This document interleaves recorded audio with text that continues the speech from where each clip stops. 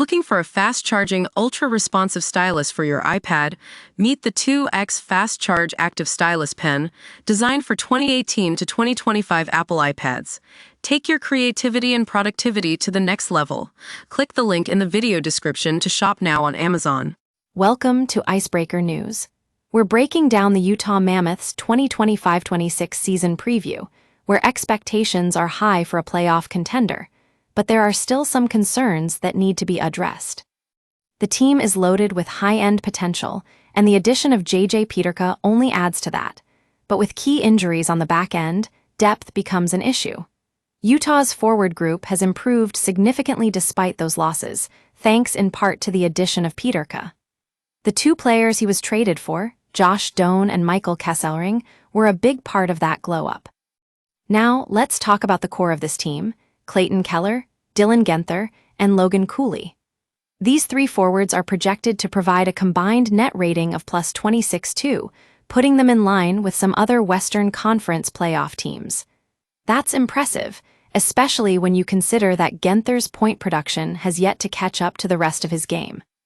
Keller continues to cement his status as an elite offensive winger, and Cooley is set to become a high-end first-line center. They've both improved significantly, with Keller leading the way. But what about Maverick Lamoureux, the young player who's expected to fill Michael Kesselring's shoes on the blue line? He's got a lot of potential, but it remains to be seen if he can live up to expectations. One area where Utah excels is defense, thanks in part to Mikhail Sergachev. The big question heading into 2024-25 was whether he was ready for the responsibility of being a team's number one, and now we see him thriving. But the Mammoth still have some defensive concerns, particularly with Sean Durzi and John Marino. The blue line has an offensive rating of -2.5, which is quite concerning. And let's not forget the bottom half of the lineup, where scoring has been a major issue. It's clear that Utah needs to address these weaknesses if they want to be considered a true playoff contender. Despite some concerns, we're still optimistic about this team's potential. They've got a strong foundation with Keller, Guenther, and Cooley leading the way.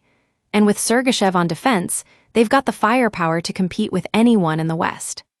So, what's the verdict? Can Utah break through as a playoff contender this season? We'll have to wait and see how it all plays out, but one thing's for sure, we're excited to find out.